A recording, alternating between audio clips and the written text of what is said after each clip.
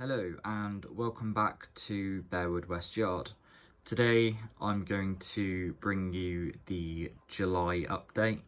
Now this isn't going to be specifically layout orientated as I've not really been doing much as per most of 2021 to be fair.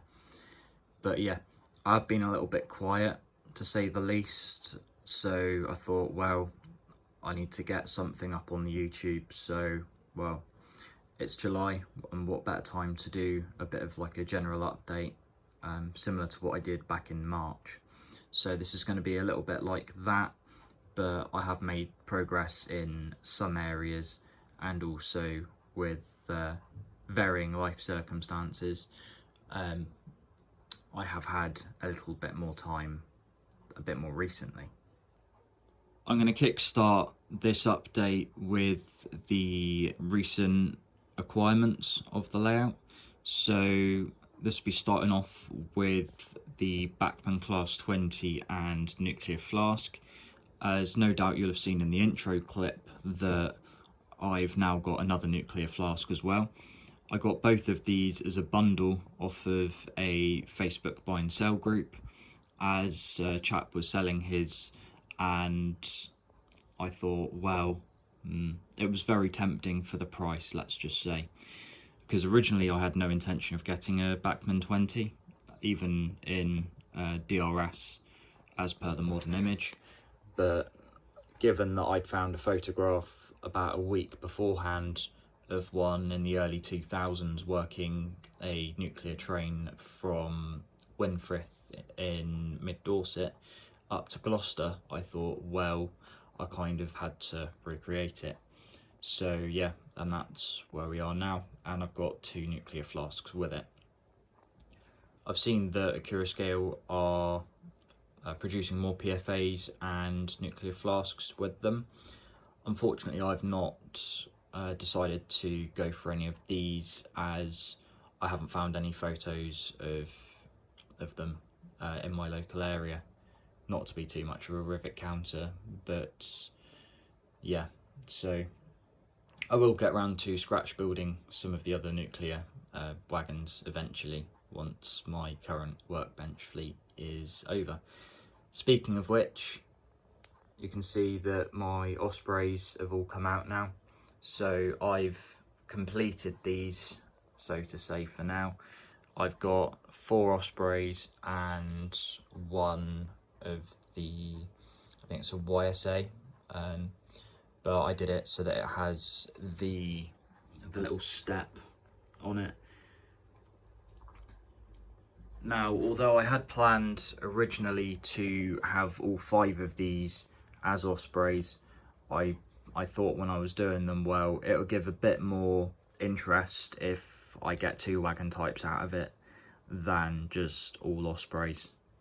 But yeah, these are all with my own 3D printed ones, stanchions. As you can see, I've got a bit of 00 track on there. Now, these stanchions are designed to take realistic 4mm tracks, so P4 kind of style, so they do look a little bit wide, but these are accurate as of dimensions. Now, I know I said in the previous update that it's not going to be feasible to produce any, but I have had a go at producing some tooling for them from silicon rubber, and I'm yet to get a cast out of them as I literally have not had the time or literally even a few seconds to spare to just mix up some resin. So I've invested in getting some longer pot life resin as well, just so that I'm not, so that for the mxas especially, that I'm not going to get any air bubbles in them.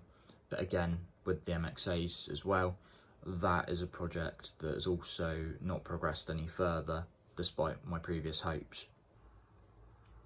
Also on the new additions list are 3 of these Cavalex KFA wall flats. These are immaculate, and I have to say that Cavalex have done a blooming good job on them. and if I can I might get 1 or 2 more, but that will depend on my future circumstances. But either way, these will look lovely on an early 2000s speed link from Wall to Eastleigh. Looking more onto the layout now, I've not really done too much, but I have made a little bit of progress.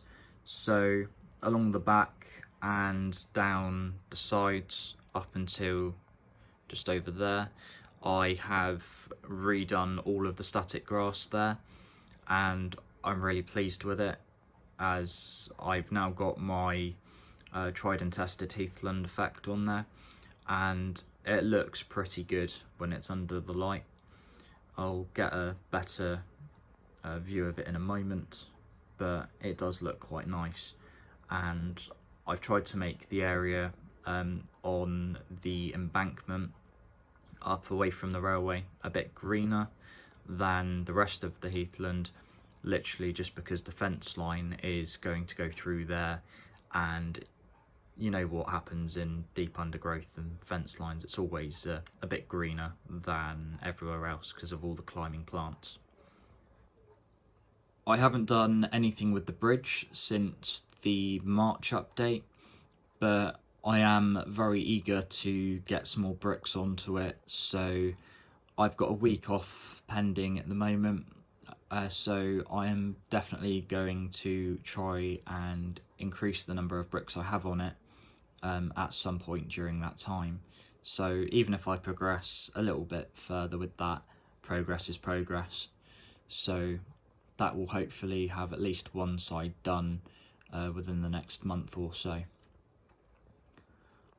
I haven't done anything else really with the layout other than the static grass, but that's mainly because I haven't really run the layout even. So it's like I've only run the layout I think 3 times in the last 6 months or something like that. But either way, with my newly found time, I do hope to run trains a bit more, as well as increase the amount of progress and scenery that I've got. Back scenes again are something that I do need to think about, but I am going to whack them in once I've got all the scenery sorted, so that I can hide all the static grass that's sticking to the white back scene. But either way, it looks unneat at the moment, but I'm not too fussed because it's not going to be seen in the future. On the workbench side of things, the JZA manipulator wagon for the welded rail train has come on significantly. I've spent a lot of time over the past 6 weeks on this, as in the March update it was nothing more than just a couple of bits of styrene sheet and strip just on a Hornby KFA container flat, whereas now it's got pretty much everything on it. The whole deck is pretty much there, just missing a wheel or two, and all of the turned parts that I've produced on my lathe in the garage. So that includes the deployment wheels and the various hydraulic rams. But yeah, I've made it so that the arms are extendable and that they can also rotate as well on the columns. So that is a feature that I just wanted to incorporate while I was building it. Whether I'm able to do that once it's all painted, I don't know, but either way, for now it's quite nice. And it was a challenge, and if you've been following the channel for long enough, you'll know that I like making things hard for myself and innovation, because you can never get enough of that. I do apologise for the wobbly hand, but just to give a kind of idea of the levels of details I've gone to, I've included the operator and the operator's column, and with regards to the arms moving, they do actually rotate on a radial, and literally all I've done is I've made some pins and also a little brass bush to go on the inside of the column. Now, that was actually relatively easy to do and didn't take me too long, but yeah. And then with the arms actually coming out, you can see all the hydraulic rams and that I've modelled from styrene. If I can. So to make things easier, I had to put the camera down and so that I could extend it. But either way, just to prove that I can't just pull it out, that's as far as it goes. And then literally it just telescopically goes back in. So it's quite simple really. It's not that hard to do, but it looks okay, and yeah, I'm pretty pleased with it, to be honest. One of the other features which I nearly forgot about was the ability for the crane unit to traverse at least 4/5 of the length of the wagon. Now, it's a very simple mechanism to do that, but I do have to move it by hand. Now, I probably won't be able to do this once the wagon's all painted up without scratching off all of the paint, but for now at least it looks nice, and I will be able to get some extended arm shots of it trying to grab some of the rails that are in the racks, obviously when they do get to that stage. So that'll look good when that eventually happens, and I think it will make be great for some static picture shots of the train as if it's in unloading configuration rather than just travelling. But either way, I'm quite pleased with this. Remembering back to the March update when I stated about the storage issues I was having, well, I came up with a solution to it, and I've got 2 brand new shelves that can have 7 lines by 8 foot on them. So I've got about 14 times 8 foot. It's like, I don't know how many feet that is in my head, but it is a lot, and I can take all of my rolling stock on it with the locomotives all on the underbed storage lines. This took approximately a week working on the evenings,